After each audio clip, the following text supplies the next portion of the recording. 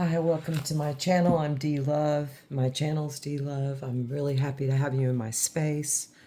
We're going to jump right into getting a major arcana from this major arcana deck. I haven't done a reading, a public reading about. Oh, well, we're going to take the Lovers as the heart of the matter, our center card. This is often choice. This is often deciding on commitment, deciding in many things, but most often we think of it in association with relationship. Often romantic relationship or partnership between involving things of a sexual nature, generally, the whole package.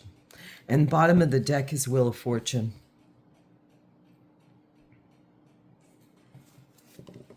I'm going to think on that some. Okay. I'd like to kind of know generally where we are in association with our choices. And this is for all of us. I'm going to use this, and the Empress came up. I'm going to use this Monopoly-based deck.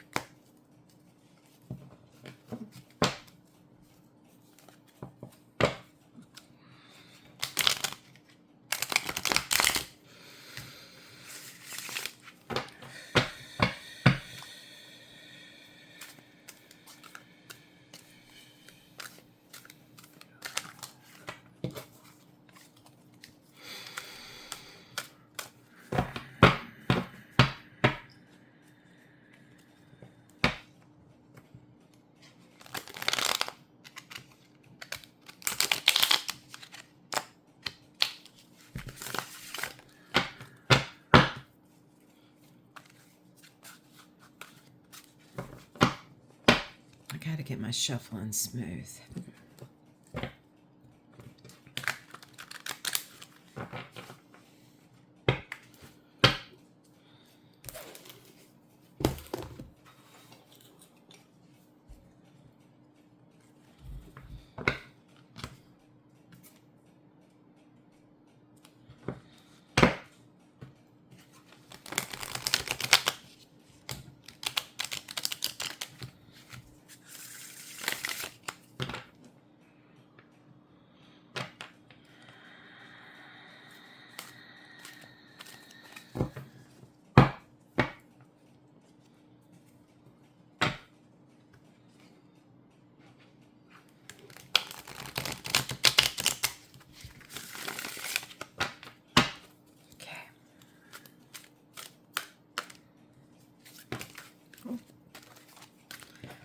Okay, there's 3 here, so we'll just go ahead and get this read going. We'll start with this card. This is the crossing energy.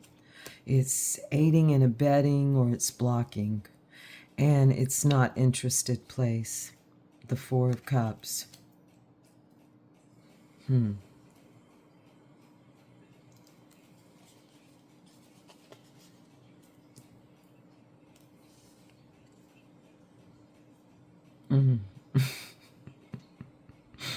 Damn, that sucks place.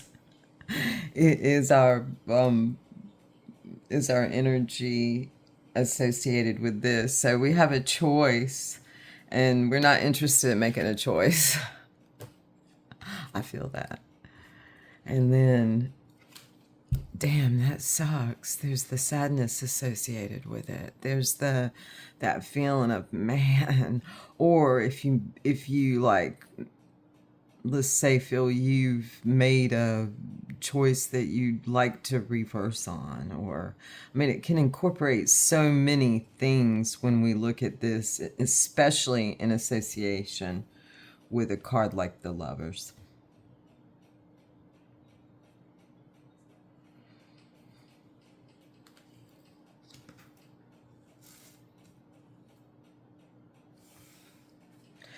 Look what I did up here. I put it as crossing energy.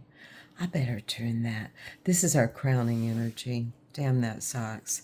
Some compassion. It is a place of compassion. The Five of Cups. So far, we have a lot of cups, a lot of cups to go with this air. This is the card of Gemini. Okay. As above, so below. So this is our grounding energy. We're wearily defensive.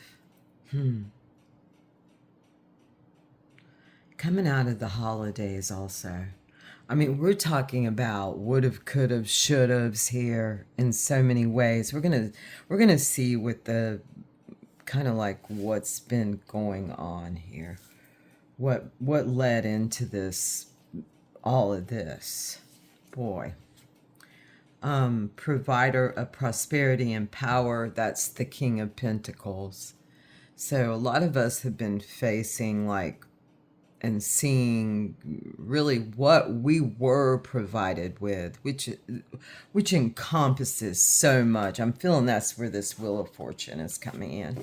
I felt very much when I pulled this that it was about seeing the turning of the tables, the mechanism itself. Seeing the cages many of us have been in and how they're built. And now that this King of Pentacles comes out, the head of the family, we've all been seeing a lot of the heads of the family. And we've been seeing decisions that we made based on this and commitments we made based on this. And it's kind of like this is this not interested place. The Four of Cups is a place of like, it's right in front of your face, but you don't want to see it. It's like that's what makes it not interested. It's not necessarily that you're not interested in a person or you're just not interested in feeling that emotion right now, which is a really normal thing around this time of year. It's a very timely reading. We're weirdly, I mean, this is coming out of us. This is what's percolating up from the ground. The Nine of Wands. This is the wounded warrior card, the Nine of Wands. Wearily defensive gardens. The idea of gardens as being that. So all this blue, all this emotion, and then this fire coming up.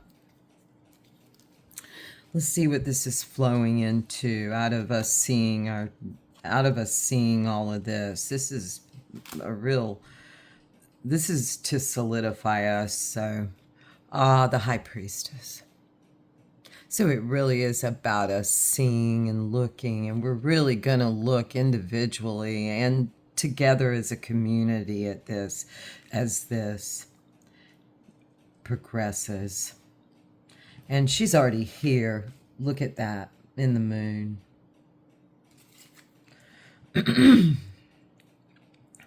This is the We Are card.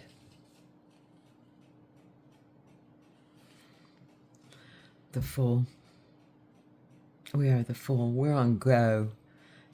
Red and hot. Okay. We're the Fool. We are the ones that will persevere. We will go. We'll regardless of our weariness, we're on go. Beautiful. Of course, we going from this 9 to this 10, heavy burdens, gardens. That's the 10 of Wands. We're gonna put these down. Yeah, we're carrying all of this, coming out of this, but we're on go and we're, going to put these things down and move on. What do we fear most in all of this? And what do we also equilibrium,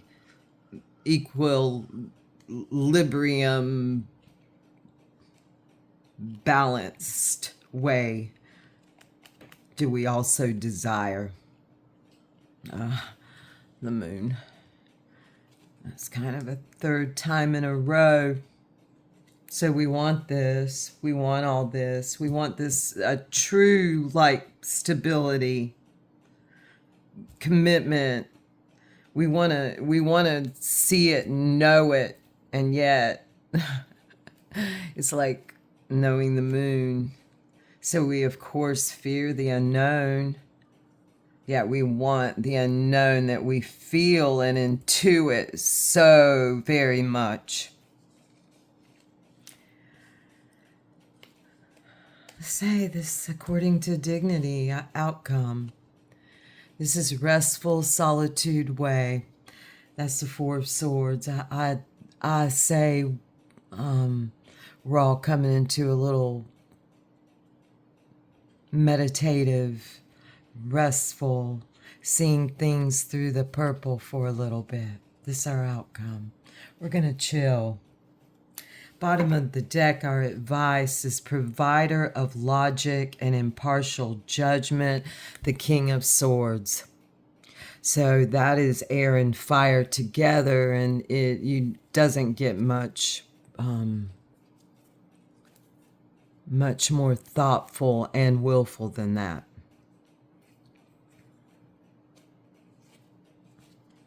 So that's our advice. Seek logic in it, or at least, pardon me, I'm going to correct myself. Seek reason, seek logos, seek the restful solitude way where you feel most comfortable. Lean into what feels good.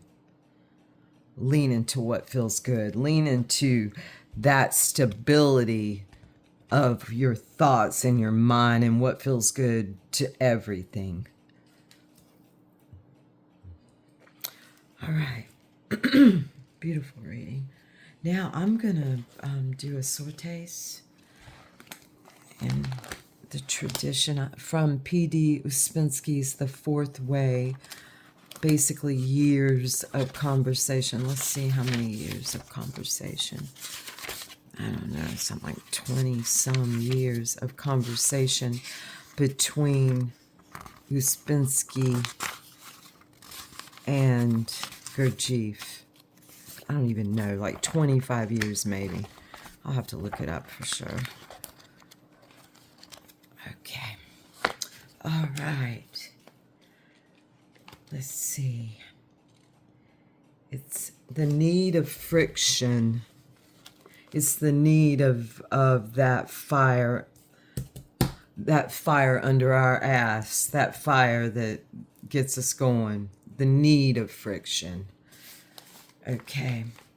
Question. Why has nobody discovered for himself the points from which to begin? Answer. Because one eye, capital I, one eye discovers something, but at that moment, another, in quotations, capital I, becomes interested in something else. Look at that bird. And takes all the energy. Then while the second eye works, a third eye comes along, and so on and so on and so on. Man is always running in different directions. We do not realize how important this is. Question. I do not see how one is to get anywhere unless one tries to go against habits and to change one's everyday life. Answer. This is Gurdjieff. Yes, certainly one has to do something about it. The question is what one must change. People always try to change things that are not important, and what is important is disregarded and put off till two, and he separates to-morrow, like to be done tomorrow. He separates it right there. Okay, another one. I'm gonna do one more, or at least one more. Are there any good habits? That was Uspensky. Answer, Gurdjieff. Habits of moving and instinctive centers can be good habits. Habits in intellectual or emotional centers habits in intellectual or emotional centers can never be useful. Huh. Huh. So no attachment to thoughts or feelings. It basically is what came to me that Gurdjieff is saying. Question. This is the last one. Are all habits forms of identification? Answer, Gurdjieff. Some habits are quite ordinary and harmless, but if you begin to put obstacles in their way, it will give you good material for self-observation, and you will be able to distinguish identification when it enters. This struggle introduces friction, and without friction, you would not notice yourself. You would live as though in a thick fog without noticing it. But the second step depends on your decision. We're going back to decision. Beautiful. You can be simply irritated by this friction, or you can use it. So we can see it and use it. We can use it to its best benefit. With sometimes just resting and meditating and breathing. Thank you so much. Thank you, Gurdjieff. Thank you, community. Thank you, family that brought us to where we are. Family that we choose. We get to choose. So beautiful through the friction. Okay, thank you so much. Happy winter solstice, hibernal holidays.